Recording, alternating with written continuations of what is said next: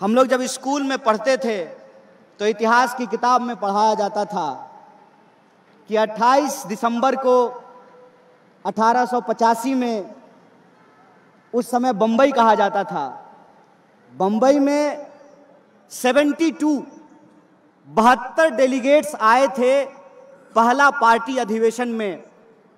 भारतीय राष्ट्रीय कांग्रेस के पहले अधिवेशन में 72 लोग आए थे, ओनली 72। और इसी शहर से भारतीय राष्ट्रीय कांग्रेस इस देश के इतिहास में अपना योगदान शुरू की। और मैं इस बात को दावे के साथ कह सकता हूं कि आधुनिक भारत का आधार अगर कोई पार्टी है तो उस पार्टी का नाम भारतीय राष्ट्रीय कांग्रेस है। आज जब मैं अपने देश भर के जुझारू कार्यकर्ताओं को पार्टी स्थापना दिवस की, अपने देशवासियों को पार्टी स्थापना दिवस की बधाइयां दे रहा था, तो मेरा भाजपा का एक दोस्त हमको बोला कि भाई इस पार्टी को तो एओ ह्यूम ने बनाया था। हमने कहा सुनो ना, तुम्हारे घर में जो बल्ब जलता है ना, उसको भी किसी अंग्रेज बनाया है, फोड़ के फेंक दो उसको। मैं एक बात आप लोगों से कहना चाहता हूं, और ये एक एक कार्यकर्ताओं को जानने के लिए जरूरी है कि विज्ञान का कोई देश नहीं होता है, ज्ञान का कोई देश नहीं होता है।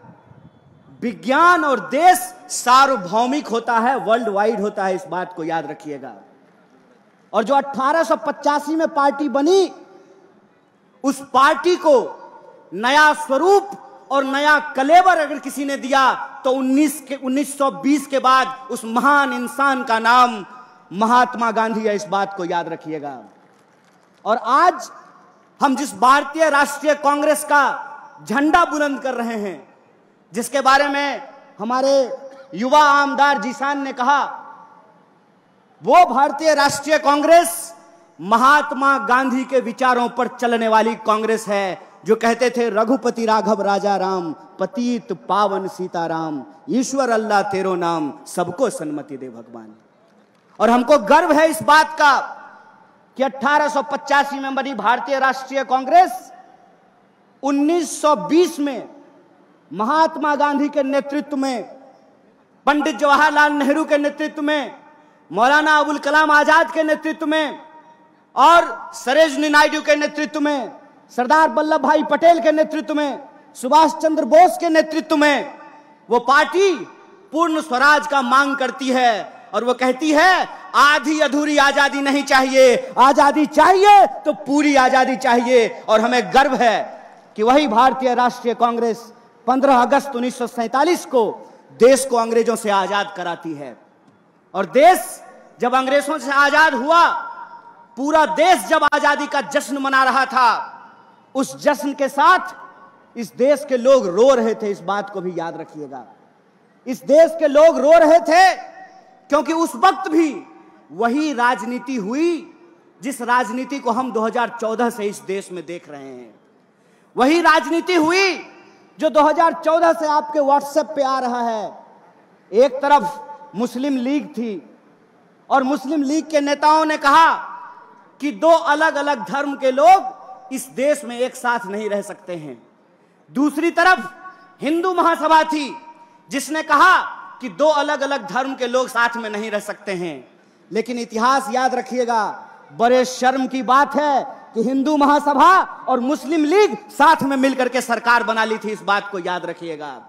यह बात आज जब हम पार्टी की स्थापना दिवस मना रहे हैं तो एक एक कार्यकर्ताओं को याद रखने की जरूरत है कि जो आजादी 15 अगस्त 1947 को इस देश को भारतीय राष्ट्रीय कांग्रेस ने दिलाया है, उस आजादी को अगर कोई बचा सकता है, जिस सपने को महात्मा गांधी ने इस देश में देखा है, उस सपने को अगर कोई बचा सकता है तो उस पार्टी का नाम भारतीय राष्ट्रीय कांग्रेस है और उस नेता का नाम राहुल गांधी है। इस बात को याद रखिएगा।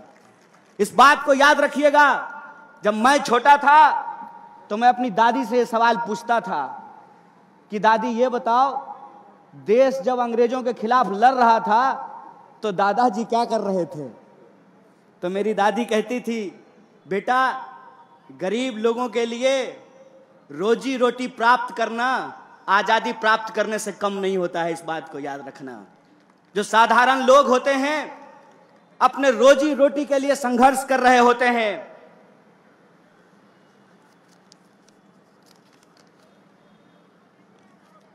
अपने रोजी रोटी के लिए संघर्ष कर रहे होते हैं, लेकिन देश जब परिवर्तन की ओर उन्मुख हो, देश में जब कोई बदलाव हो रहा हो, तो उस बदलाव में शामिल होना सौभाग्य की बात होती है। मैं अपने सेवा दल के कुछ साथियों को यहां खड़ा देख रहा हूं।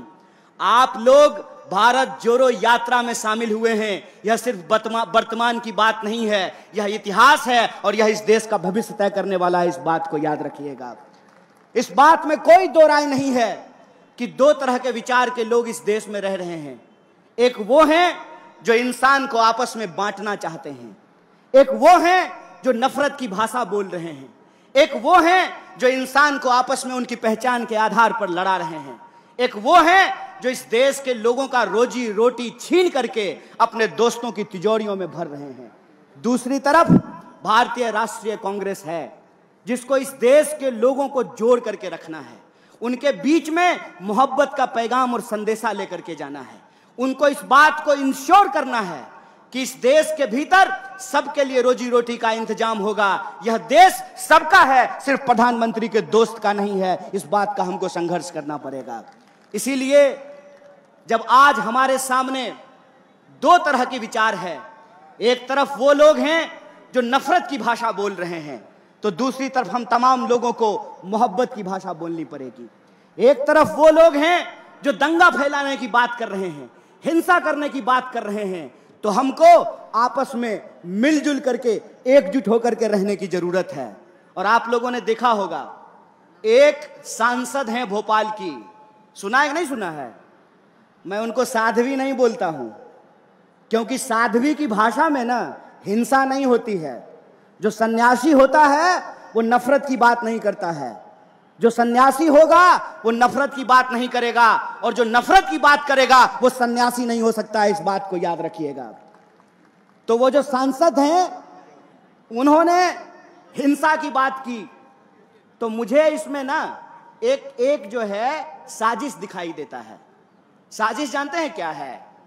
वो सांसद महोदया एक्चुअली जय शाह के पापा का मजाक उड़ा रहे थे। जय शाह के पापा का मजाक कैसे उड़ा रहे थे? देश का गृह मंत्री कौन है? अमित शाह है ना। तो कानून व्यवस्था का पालन करना किसका काम है? अमित शाह का। तो साध्वी ये कह रही थी कि अमित शाह निकम्मा है, इसीलिए अपने घर में चाकू तेज कर लिए, यही कह रही थी ना। उस बयान का यह भी मतलब तो निकाला जा सकता है कि आप इस देश के बहुसंख्यकों को डरा रहे हैं और आप ये बता रहे हैं कि जय शाह का पप्पा किसी काम का नहीं है, इसीलिए अपने घर में चाकू तेज कर लीजिए। यह बात आपको ठीक लगती है? यहां पुलिस के लोग वर्दी पहन करके खड़े हैं, क्या मैडम हम ही लोग चाकू तेज कर लें तो आप लोग क्या कीजिएगा? उत्तर प्रदेश पुलिस की तरह मुंह से ही ठाई ठाई कीजिएगा? क्या कीजिएगा बताइए? बताइए इस देश की सिक्योरिटी फोर्सेज क्या करेगी? बताइए इस देश की पुलिस क्या करेगी? बताइए इस देश की न्यायपालिका क्या करेगी? बताइए इस देश की अदालतों में क्या होगा? बताइए इस देश में कानून व्यवस्था का क्या होगा? अगर हमको अपने घर में चाकू तेज करना है तो फिर गृह मंत्री किस लिए है? अपने बेटा को बीसीसीआई का सेक्रेटरी बनाने के लिए? किस लिए है गृह मंत्री? किस लिए है रक्षा मंत्री? इस सवाल को अपने मन में पूछिए, और इस सवाल को जब आप अपने मन में पूछेंगे तब आपको समझ में आएगा कि ये नफरत की भाषा क्यों बोली जाती है। ये नफरत की भाषा इसलिए बोली जाती है ताकि हम आपस में लड़ने लगें, और जब हम आपस में लड़ने लगेंगे तो हमारा रेलवे बेच करके अपने दोस्त की तिजोरी में साहब पहुंचा देंगे। साहब ने कहा कि हम ट्रेन के डब्बे में चाय बेचते थे। गुरु हम आपको चाय बेचते हुए तो नहीं देखे हैं, लेकिन रेलवे बेचते हुए आपको देख रहे हैं। गुरु हम आपको चाय बेचते हुए तो नहीं देखे हैं, लेकिन बीएसएनएल बेचते हुए देख रहे हैं। गुरु हम आपको चाय बेचते हुए नहीं देखे हैं, लेकिन LIC बेचते हुए देख रहे हैं। देख रहे हैं कि नहीं देख रहे हैं? और अगर कोई चाय बेचने वाला होता तो दूध का दाम बढ़ाता क्या? मैं मोदी जी की तरफ पूछूं क्या?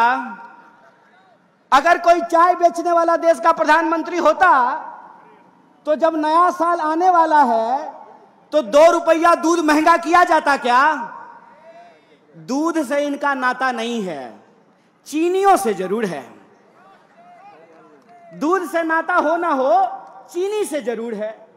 और यह बात मैं क्यों बोल रहा हूं? पहली बार ऐसा हुआ है कि कोई हमारे यहां आ गया, गलत किया।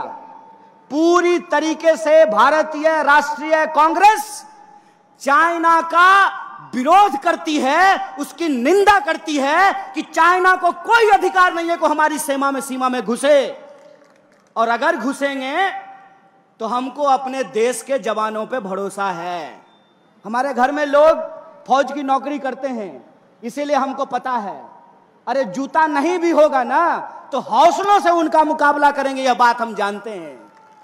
लेकिन कुछ निकम्मे लोग हैं कि बड़ी चालाकी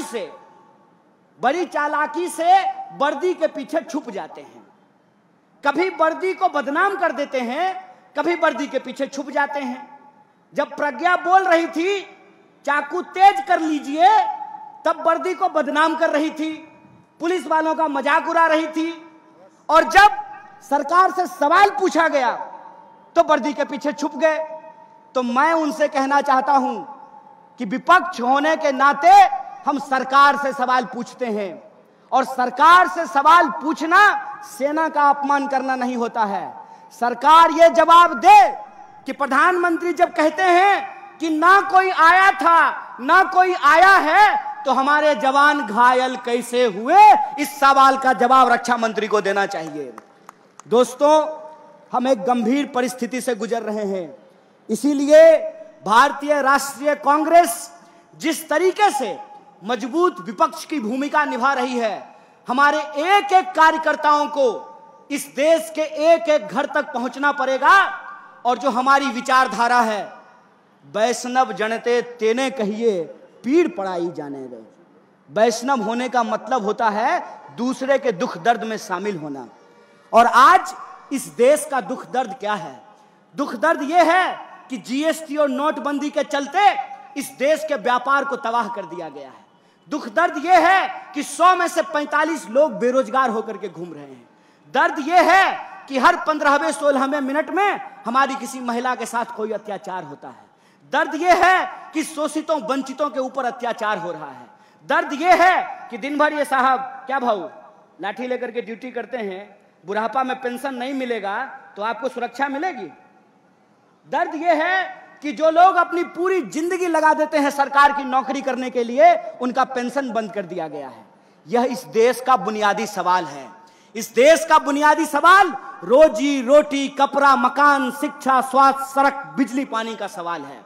इसीलिए हम आपसे यह अंतिम आग्रह करना चाहते हैं कि जब तक भारतीय राष्ट्रीय कांग्रेस है, तब तक इस देश के ऊपर गोडसे की विचारधारा नहीं थोपी जा सकती है। इंसान को इंसान से नहीं लड़ाया जा सकता है, इंसान को इंसान से नहीं बांटा जा सकता है। इसीलिए हमको अपने देश के बुनियादी सवालों पे बात करना है।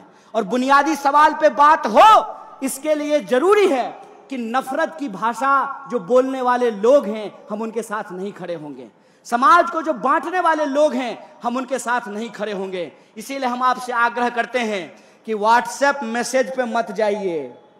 टीवी जो आपको दिन रात दिखाता है, उस पे भरोसा मत कीजिए। सच्चाई ये है कि सरकार कुछ भी भाषण दे दे, महंगाई से इस देश की अर्थव्यवस्था की कमर टूट रही है।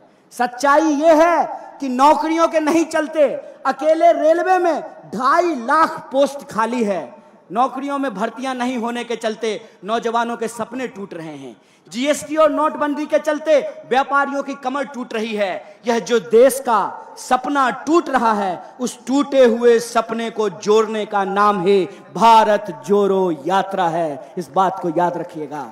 और यह भारत जोड़ो यात्रा अपने मुहिम में सफल होगा जब हम भारतीय राष्ट्रीय कांग्रेस के एक एक कार्यकर्ता जो भारतीय राष्ट्रीय कांग्रेस ने हमको आजादी दिलाई है, उस आजादी को बचाने के लिए संघर्षरत रहते हैं।